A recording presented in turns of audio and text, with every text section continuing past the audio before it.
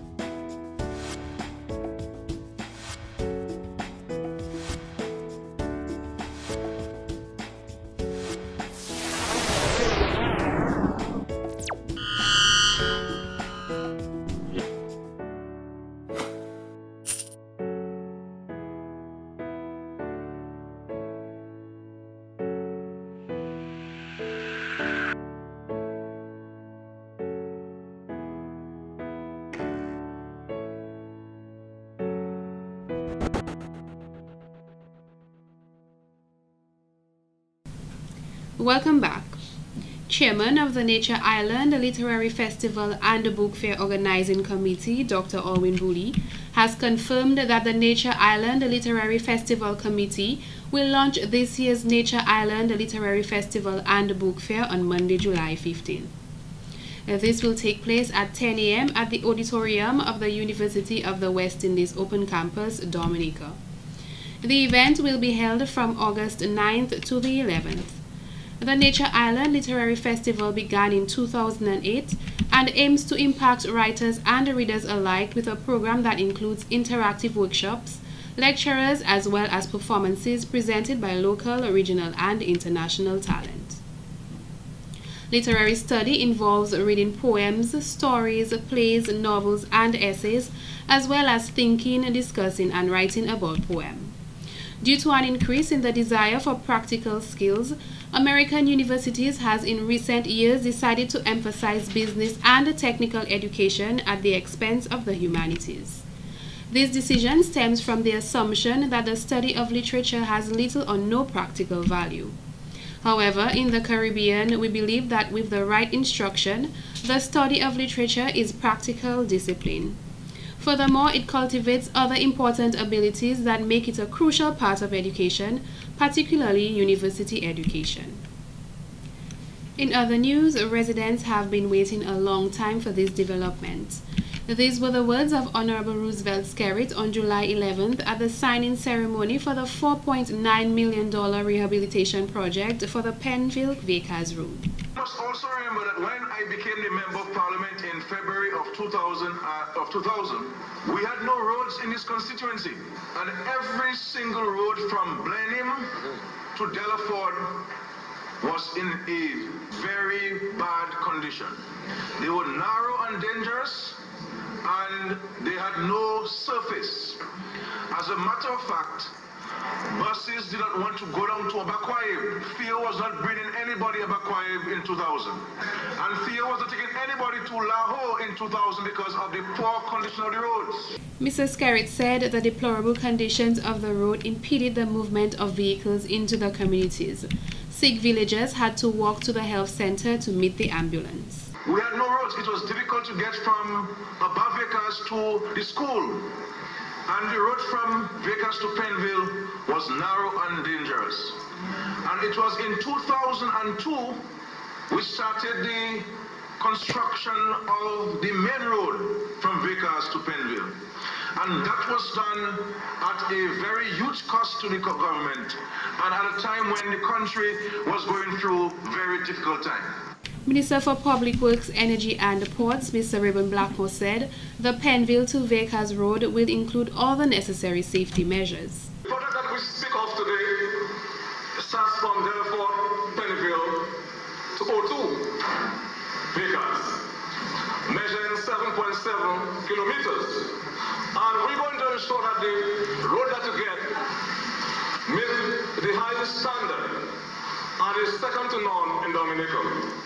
We're going to ensure also that we install proper guardrails on the road, identical to those on the West Coast Road, with reflectors. And we're talking about a quantum of 640 meters of guardrail, because we want to ensure that the road meets the highest standard, therefore.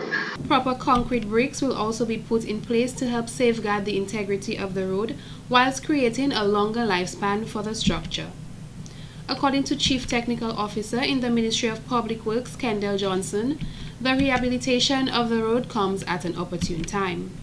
In more news, following the handing over ceremony of 2 new ambulances which took place on Thursday, July 11th, Ministry of National Security's Permanent Secretary, Mr. Steve Hyacinth, says these new vehicles should be used for the execution of duties with a high level of efficiency and effectiveness.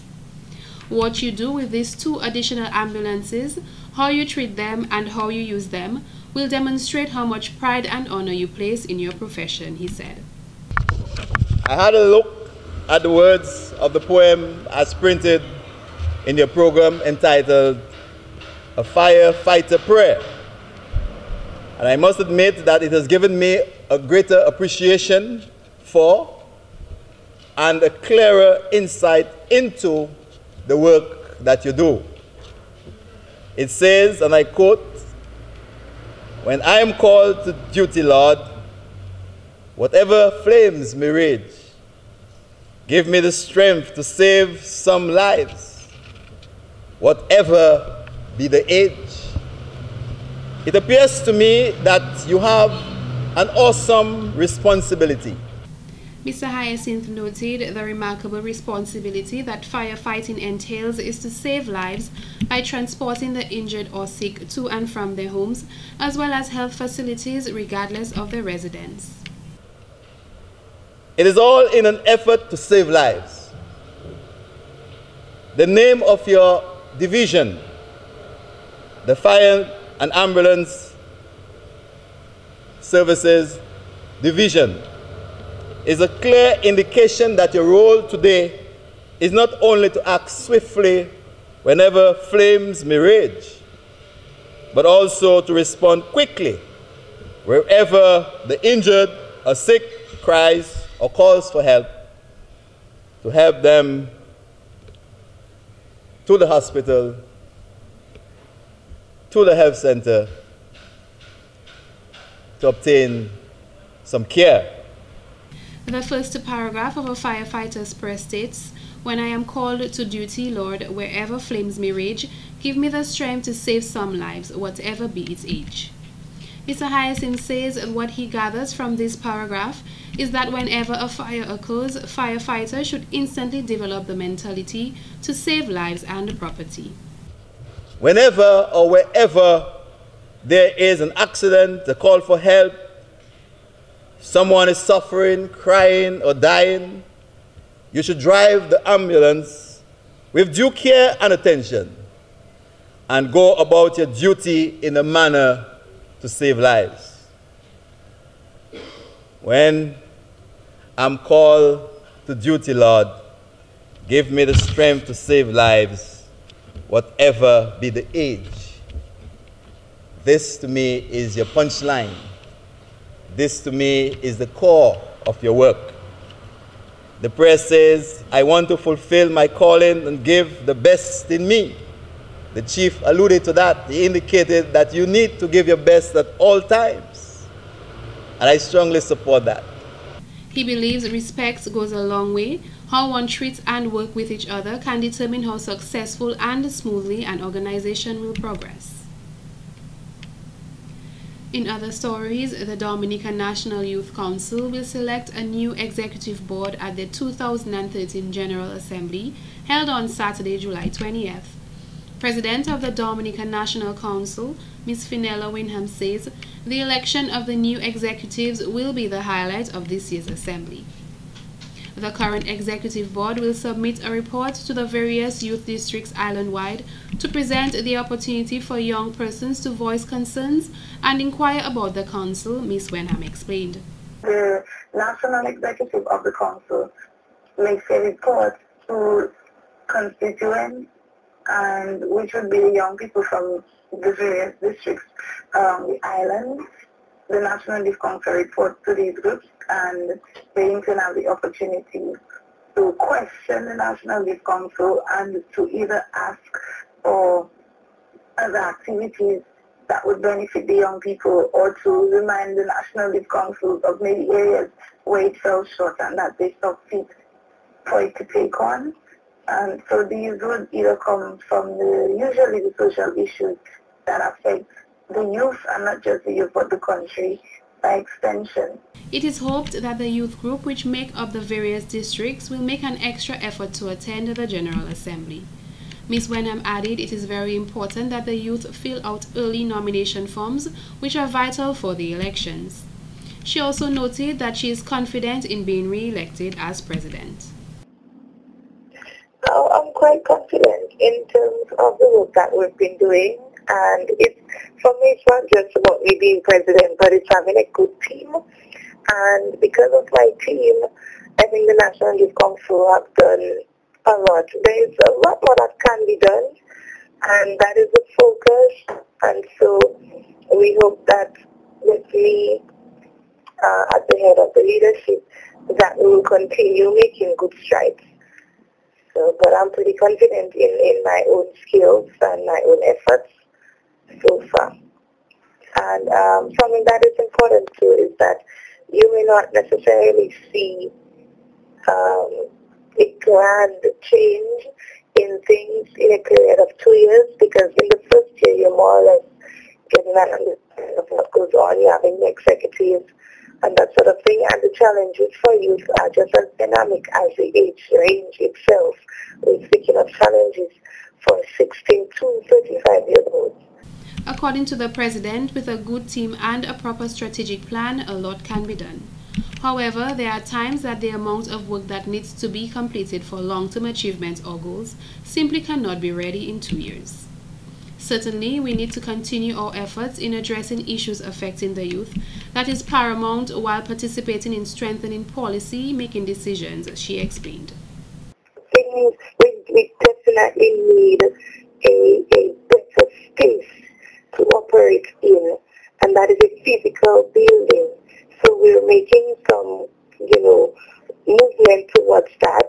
We already have 80% allocated for the purpose and are in the process of finalizing our proposal that we'll send out to the donors. We have strengthened our network base with some of our private sector companies. As you know, we have an MOU signed with Line, and we're moving towards a similar arrangement with some other business houses. We also intend to continue programs such as our Youth Green program, that is youth looking at the environment, and we started by building garbage receptacles in collaboration with the Dominican Solid Waste Management Corporation, and that has been going on well. Ms. Wenham also highlighted the need for more emphasis to be placed on entrepreneurship and employment in addition to agriculture.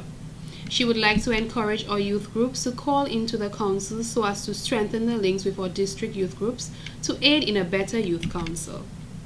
The council can be contacted on telephone numbers 448-6944, 245-5865, via their Facebook page and email nyc_dom@hotmail.com.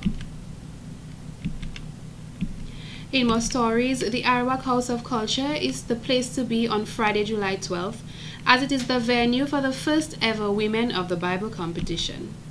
Mrs. Carol Blanchard Benjamin, coordinator of fundraising committee Abundant Life Fellowship and Deliverance Ministries, in an exclusive interview with SAT TV stated that the event is geared towards raising funds for the construction of a house of worship at Point Michelle. There are various segments to the show. You're going to have a skills round where the young ladies will be given hints, or they already have information as to the hints, cleaning a diaper, or the little house skills that they will be expected to do certain things within a time frame there'll be question and answer period. Every young lady, let me say this, will be portraying a woman in the Bible. So you have Rebecca, you have Mary. So everyone will be expected to put the life of this woman and will be portraying the life of this Bible character on that night. So there'll be a question and answer, there'll be a skills round, and so on. 11 young ladies from various evangelical churches will participate in the competition. She explains how the idea for this competition was conceptualized. I must say it was the brainchild of one of the committee members, Mrs. Gift, Pamela Gift, who's very creative and, she brought it up and said, look, let's do something like this. So one is going to unify the body. You're going to have churches from all over coming together for a common goal, which is assisting one sister church in meeting a target and, fulfilling a vision for a community. So that is what I believe drove her passion and the vision for us to come together and put the show together. The show is going to be a combination of worship, entertainment, but more importantly, persons are going to live with a better understanding of the Bible. So, for example, we would have heard a lot about, very little about Mary, or a specific thing about Mary, that she was the mother of Jesus, she, brought the Savior into the world. But there are so many other aspects to Mary, and the same goes for Rebecca and some of the other Bible characters that will be displayed. So even some of our ladies who are coming, they could leave maybe trying to decide, what woman in the Bible do I want to emulate? Do I want to be a Rebecca? Does that fit me? Or do I want to be a Mary? Do I want to be the qualities? So it's going to offer a lot. It's not just a time of entertainment. It is also of a moment, of biblical knowledge. The competition is open to all who would like to attend. In more news, a 46-year-old woman is currently assisting the police with investigations of the discovery of a fetus found in the Gutter village on Monday, July 8th. The woman was arrested on Wednesday, July 10th, and is currently a patient at the Princess Margaret Hospital under police supervision. Public Relations Officer Inspector John Carbon has developments on this story. The investigations are ongoing into the fetus, which was discovered in a concrete drain at Gutter Village on July 9, 2013. About 6:30 p.m. on July 10, 2013, a 46-year-old woman of Gutter Village was transported to the Princess Margaret Hospital Accident and Emergency Department by the police for medical attention. She was treated and then admitted at the hospital. Investigation continues. The community of Gutter in Goodwill was astonished on Monday morning when the fetus was observed in a concrete drain. The same day, Police Public Relations Officer Inspector John Carbon reported that a medical practitioner confirmed that it was male and consistent with a 20-week-old fetus. In other news, the Alias Farce accordion workshop came to an end on Friday, July 12th, as a closing ceremony was held at the Old Mill Cultural Center to congratulate and award the participants. The participants included children of various age groups as well as teachers. Mr. Lawrence said that teachers who participated in the workshop are expected to pass on what they have learned to students at their schools. Chief Cultural Officer Mr. Raymond Lawrence commended the St. Lucia French Embassy and the Alias Farce for the funding of this project. They paid for the expenses for the 2 tutors from Martinique, and we are very grateful. I remember because sometime last year they came down to Dominica. We had discussions as to how we could have more cooperation between Dominica and the French Embassy, and one of the programs we spoke about was training in accordion in Dominica. I think all of us as Dominicans, we know accordion has a very integral role in our folk culture, especially with the Jingping music. For the past 10 to 15 years, the Cultural Division has conducted Jingping Creole workshops island-wide. Mr. Lawrence added that several Dominican groups emerged from these island-wide workshops. Because we realize that the main folks playing Jingping music are the more cultural elders, and we need to pass on those skills to the younger generation so that we can have and sustain that jingle. So that's one of the reasons why we really thought we needed some more training in accordion playing in Dominica. So I thank God. I mean, I'm happy this workshop has taken place. We say bien merci à Monsieur Philly and Madame Charasco.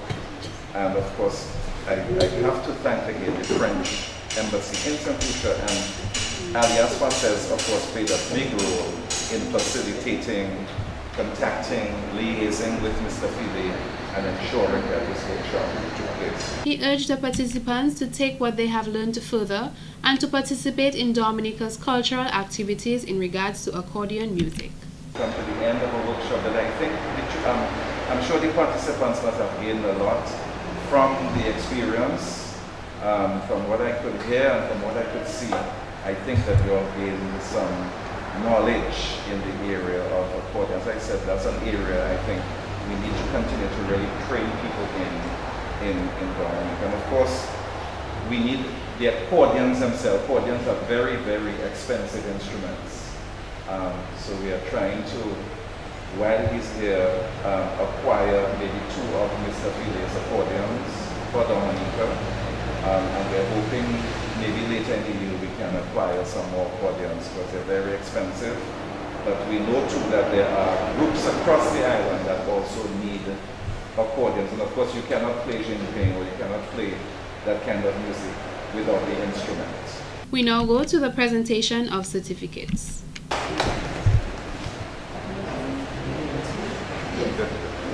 And there's Edney Xavier.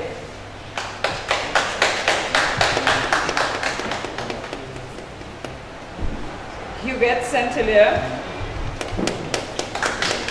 I'd like to see the teachers involved. We have a few teachers involved in this, who are part of this workshop, because we hope that they can also continue the pass on the skills to their own students. Curtison George.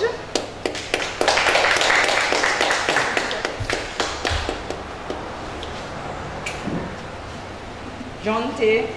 Paul. David Vitale. Oh, he has a great situation where a dad brought his daughter and he sat in on the course so he can keep on helping her. I'm very, very proud of you, David. Jennifer Banis. Another teacher.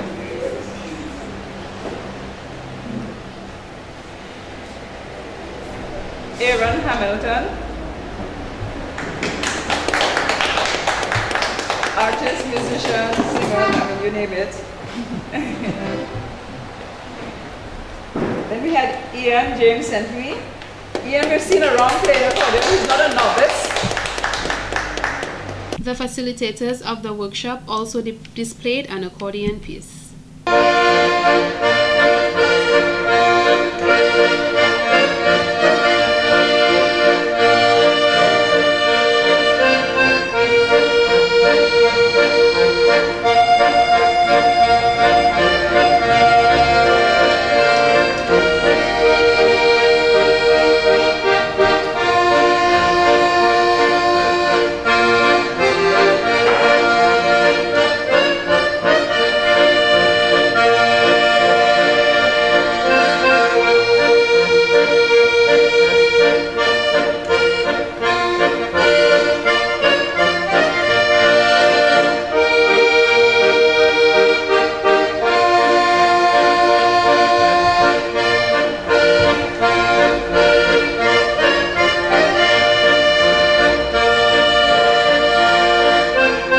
Participants also displayed an accordion piece.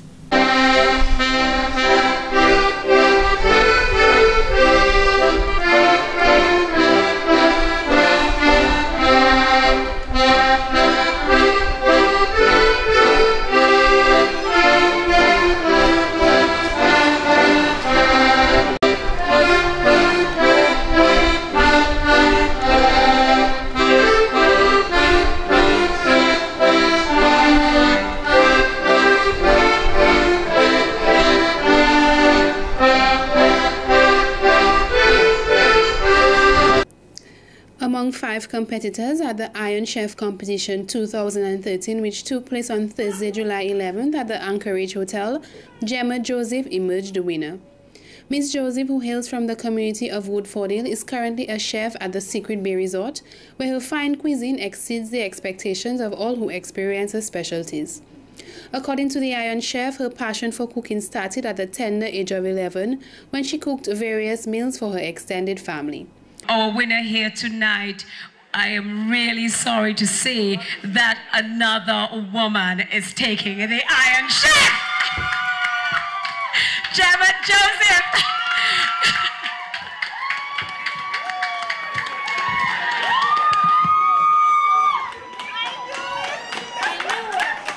The chefs created one main course and a starter using the theme item, the lionfish. All of the ingredients and utensils were provided for them. The competition is on its 2nd year and forms part of the Die Fest 20th anniversary.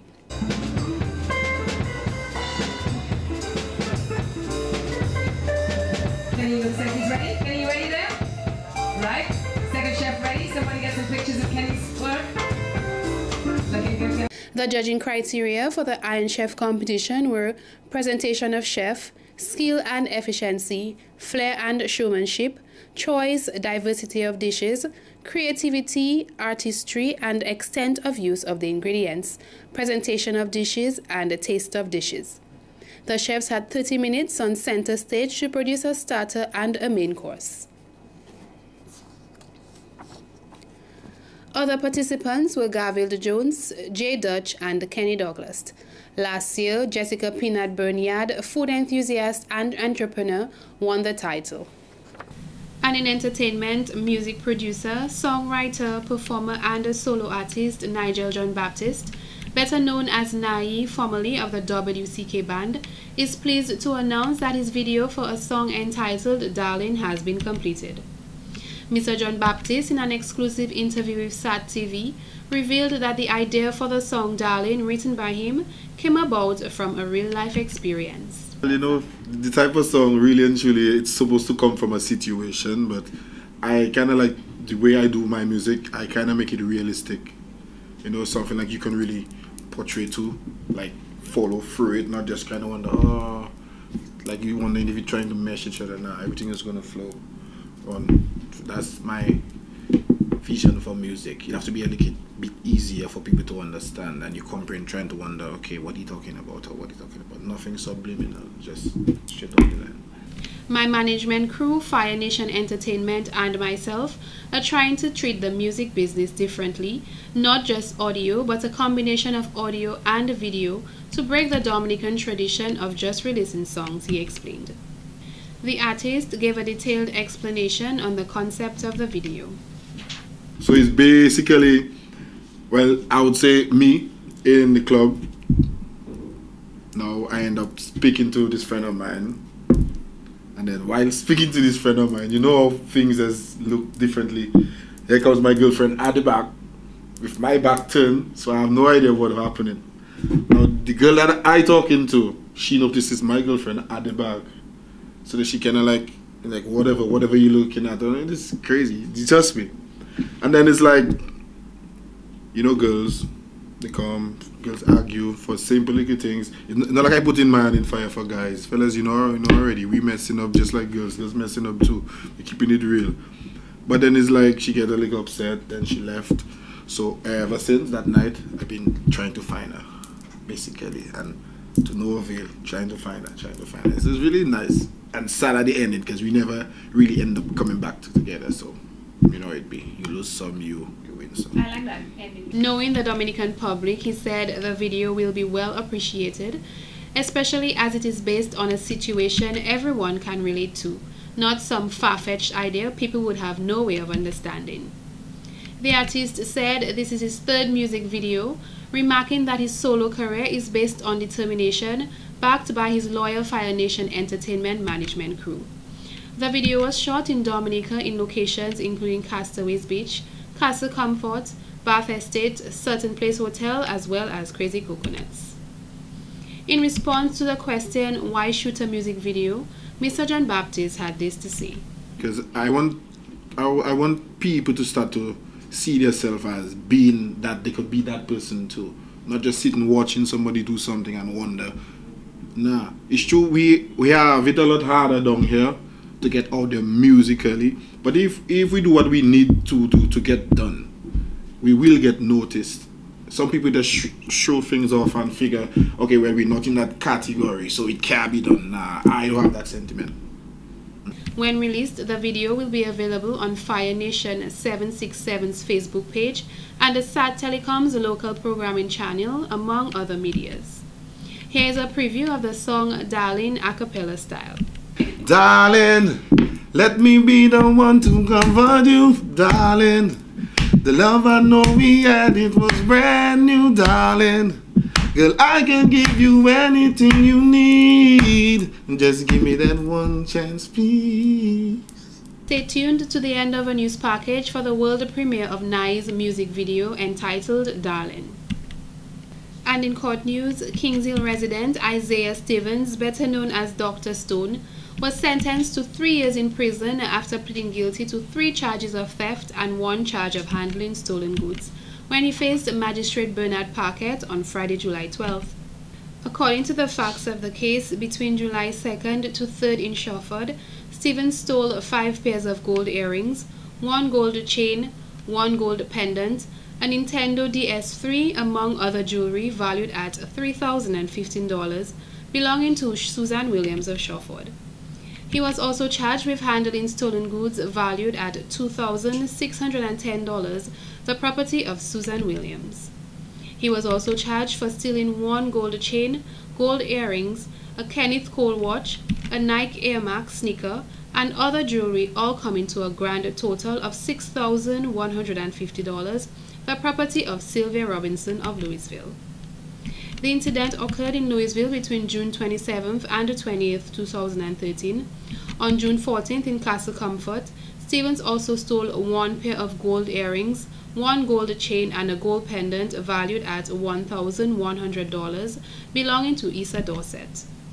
Reports were made by the owners who discovered the items missing, and Stevens was subsequently arrested.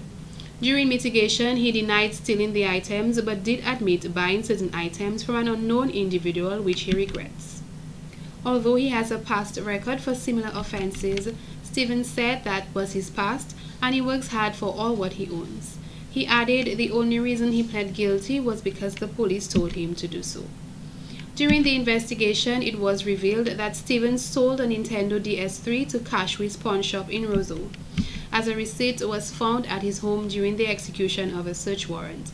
There was no separate penalty on the charge of handling stolen goods. This has been the local segment of the news. Coming up next, the regional highlights.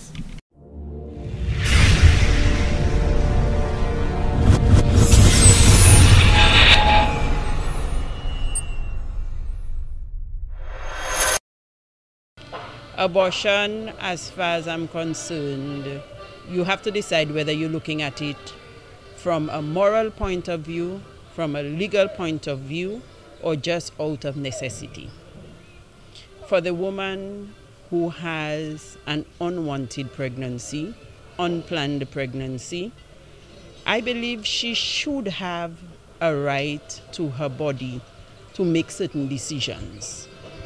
And maybe someone may want to pull me up and say, well, the decision she should have made was to not get pregnant in the first case. My first view on abortion is that it is wrong. The actual act of it is wrong. But in terms of where it has a mother's life at risk, I would say that you can bend a bit for that. That's my view personally. Okay, we live within the confines of Dominica, and according to the law, abortion is illegal. However, we have to look at it from the various angles. Who makes the law? Who has to consider whether they need to have an abortion or not? I think it's wrong. I don't think it can be justified. And there's no justification in you killing a child or you destroying an unborn. I mean, everybody have privileges. Just like me and you here talking today, we have a privilege. We had a right to live. I think that child also have a right to live. Since if you don't want abortion, definitely I can say you stay away from sex, abstain, you know, and then or use a condom, which is, you know, but destroying a child, I don't think so. It's not something I would, you know, I wouldn't be glad to know when my mother bought me. But I'm here today, you know.